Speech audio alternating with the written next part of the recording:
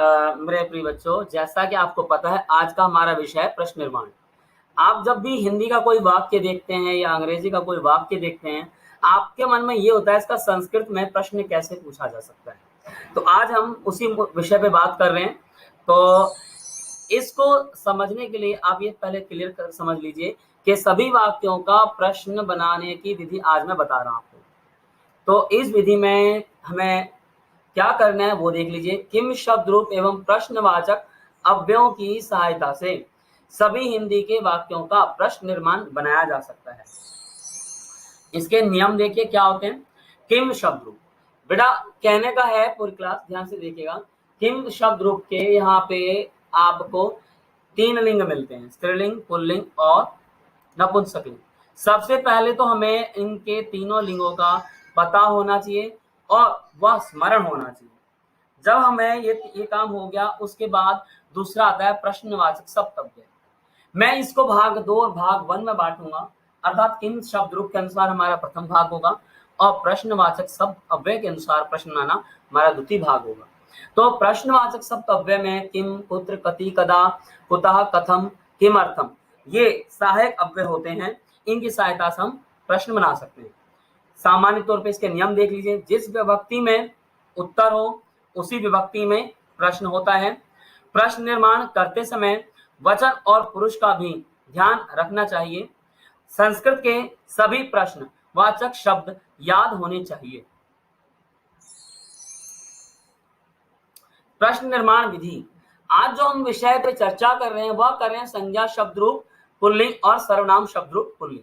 यानी संज्ञा शब्द रूप के सारे शब्दों पे मैं आज आपको प्रश्न बनाना सिखाऊंगा एवं सर्वनाम के सभी शब्द रूपों पे मैं आज आपको प्रश्न बनाना सिखाऊंगा।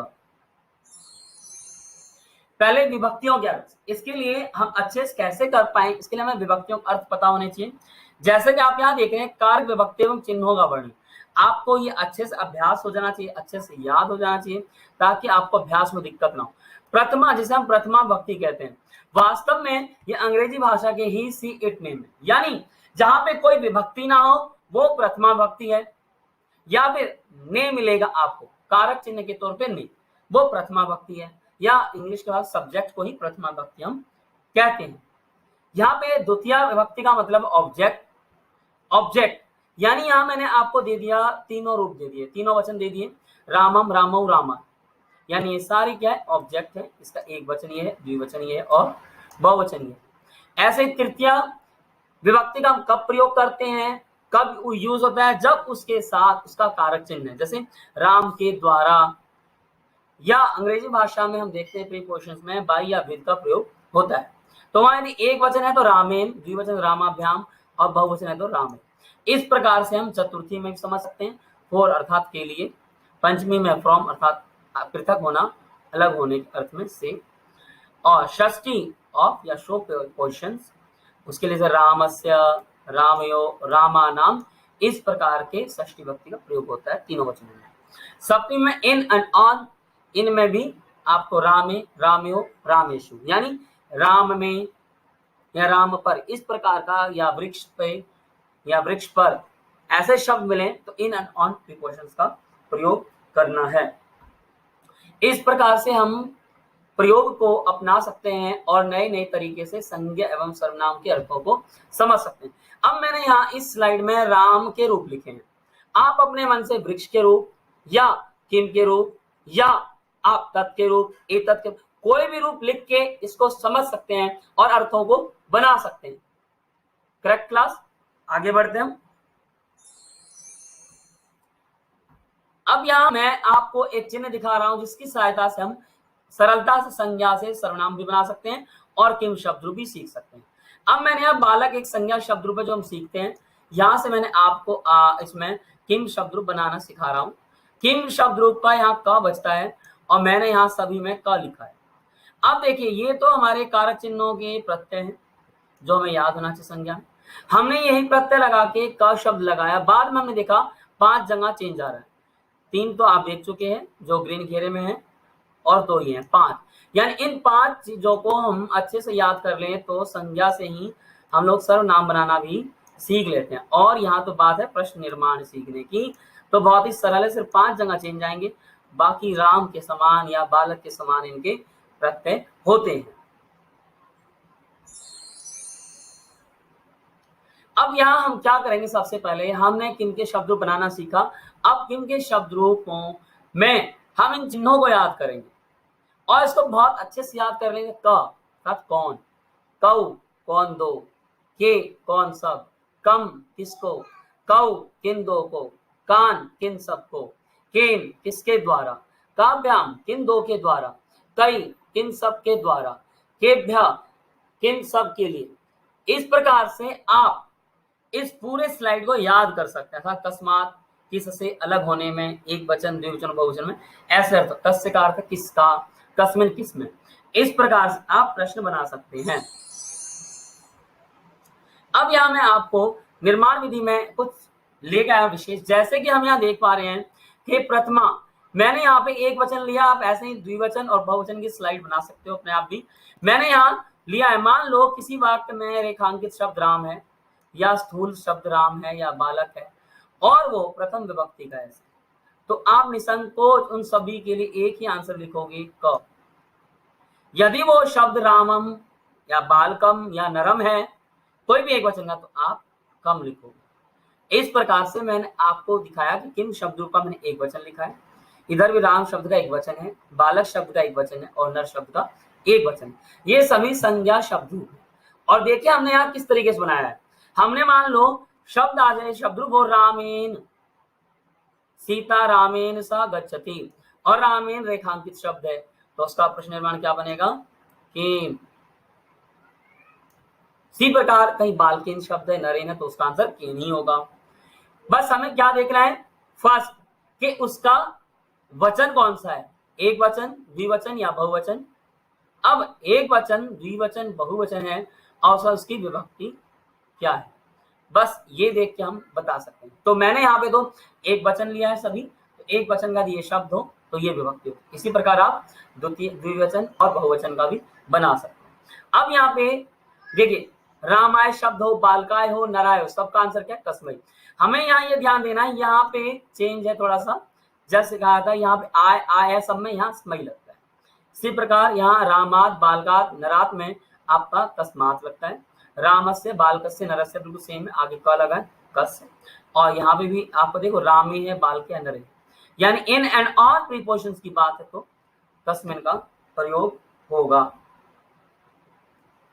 इसी प्रकार से हम प्रयोग को अपना सकते हैं और नए नए तरीके से प्रश्नों को बना सकते हैं। अब मैंने आपके लिए यहाँ पे सर्वनाम शब्द रूप लेकर आया। यहाँ देखेंगे पुल्लिंग शब्द रूप सर्वनाम, एक वचन मैं लेकर आया हूं सर्वनाम शब्दों का, तत्, एतत् और यत्। अब देखिए इसको कैसे समझेंगे, यहाँ पे सेम है। यदि मान लो प्रश्न आपका रेखांकित किया गया स या एष या य, सर्वनाम के कोई भी शब्द हो, आपका क्या बनेगा, क। उसी प्रकार से तम, एतम, यम हो तो क्या बनेगा, कम। उसी प्रकार तेन, एतेन, येन हो यदि और वहां ऐसा रेखांकित हो या स्थूल पद हो और आपको इसका प्रश्न बनाना है तो क्या बनेगा, केन। आपको पता है इसका बाई या विद कारक चिन्ह होता है, अंग्रेजी में इसको प्रीपोजिशन कहते हैं बाई या विद को, और हिंदी में इसको से कहते हैं। इसी प्रकार यहाँ के लिए यदि चिन्ह है तो तस्मै, उसके लिए या इसके लिए या जिसके लिए, उसके लिए आप तस्मै प्रयोग करेंगे। ये सर्वनाम हम सीख रहे हैं। इसी प्रकार पंचमी में यहाँ कस्मात यानी उससे, इससे, जिससे, इस प्रकार के अर्थ होते हैं। और तस्य, एतस्य, यस्य हो तो तस्य, तस्मिन, एतस्मिन, यस्मिन हो तो तस्मिन। सर्वनाम शब्द रूप में ज्यादा कुछ सोचना नहीं है, क्योंकि किम विदो आखिरकार सर्वनाम शब्द रूप ही है। अब क्लास इस प्रकार से हम प्रयोग को अपना सकते हैं और नए तरीके से प्रश्नों को बना सकते हैं। तो आपको ये चीज अच्छे से समझ लेनी है। अब आपके सर्वनाम शब्द रूपों में ये कुछ आते हैं जो मैंने इनका अभ्यास किया है, जैसे कि सर्व शब्द रूप, अस्मत् और युष्मत्। इनके हिंदी अर्थ हम पहले ही कर चुके हैं, सब कुछ समझ चुके हैं। इसके बाद यहाँ देखते हैं इनका कैसे होता है। मान लीजिए कहीं रेखांकित शब्द सर्व हो तो तब भी क आएगा, अहम हो तब भी क, त्वम हो तब भी क। ऐसी बात सर्वम हो, माम हो, त्वाम हो, मैं इन सब एक वचन ले रहा हूँ, द्विवचन और बहुवचन आप लोग स्वयं बनाएंगे। यदि ऐसा दिखता है तो हम लोग कम शब्द रूप लेंगे, कम लिखेंगे वहां पे। सर्वेन हो, मया हो, त्वया हो तो केन, सर्वस्मय हो, मह्यम हो, तुभ्यम हो तो कस्मई, कस्मात हो, यदि कस्मात तब आएगा जब सर्वस्मात, मत या त्वत शब्द हो। इसी प्रकार सर्वस्य, मम और तब यदि शब्द रेखांकित मिलते हैं हमें तो वहां पे कस्य शब्द रूप आएगा। अब यहाँ सर्वस्मिन, मई या त्वई दिखे तो कस्मिन। तो कहने का मतलब ये मुख्य सर्वनाम शब्द रूप हैं जिनमें मैंने सभी को घटा दिया है। किस प्रकार से हम उसको बनाएंगे, इस प्रकार से हम प्रयोग को अपना सकते हैं और नए तरीके से प्रश्नों को बना सकते हैं। पुल्लिंग किम शब्द रूप, अब यहां मैंने आपको ये बताने की कोशिश की है कि पुल्लिंग किम शब्द रूप का अभी तक तो हम एक वचन का अभ्यास किया, अब इसका द्विवचन और बहुवचन भी करेंगे। उसी प्रकार स्त्रीलिंग का अभ्यास करेंगे ताकि आपको बनाने की विधि आ जाए, और उसी प्रकार नपुंसक लिंग का भी अभ्यास करेंगे ताकि आपको अच्छे से बनाना आ जाए। यहाँ देखिए किम शब्द में लिखा एषा क अस्ति, यह कौन है। यहाँ पे प्रश्न किससे पूछा, कौन, कह। अब देखिए इसका आंसर क्या है, वृक्ष, तो ये पुल्लिंग का है इसलिए यहाँ पे पुल्लिंग। तात यह वृक्ष है, यह पेड़ है। इसी प्रकार एतौ कौस्ता, यहाँ कौ प्रश्न पूछा गया पुल्लिंग का, तो क कौ, तो यहाँ पे क्या है उत्तर इसका, एतौ बालकौ स्त, यानी ये दो बालक हैं। ऐसे यहाँ देखिए एते के संति, एते बालकः संति, हमने क्या किया, इसके स्थान पे प्रश्नवाचक चिन्ह लगा दिया। सेम हमारा बिल्कुल वाक्य बन गया और इसका मतलब ये लड़के हैं। इसी प्रकार यहाँ हम लोग स्त्रीलिंग देखेंगे। स्त्रीलिंग में यहाँ पे देखिए हमने लिया है पहले अध्यापिका शब्द, तो अध्यापिका का प्रश्नवाचक चिन्ह क्या बनेगा, किम में, स्त्रीलिंग में का। जब हम का लिखते हैं और इसका प्रश्न इस प्रकार से होता है, यह कौन है, तब उत्तर आता है यह अध्यापिका है।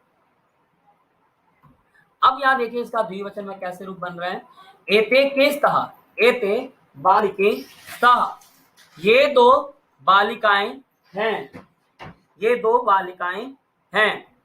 अब यहाँ देखिए एता का संति, एताः बालिकाः संति, ये दो बालिकाएं हैं, ये बालिकाएं हैं।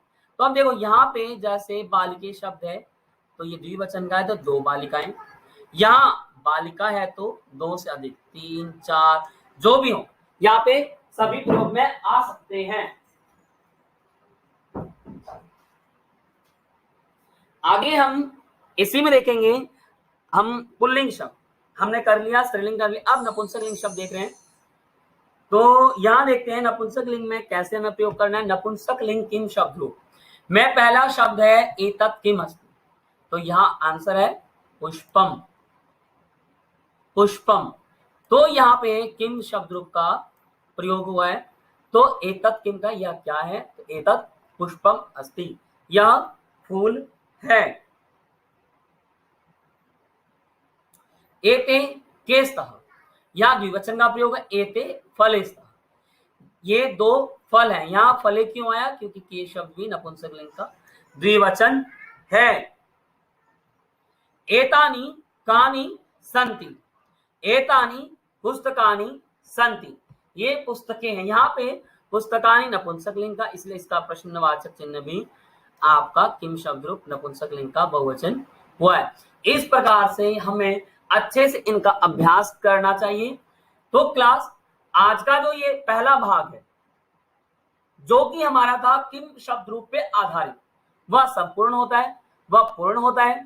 सिर्फ हमें क्या ध्यान देना है, हमें यह ध्यान देना है कि किम के तीनों वचन, तीनों शब्द रूप अर्थ अच्छे से पता हो।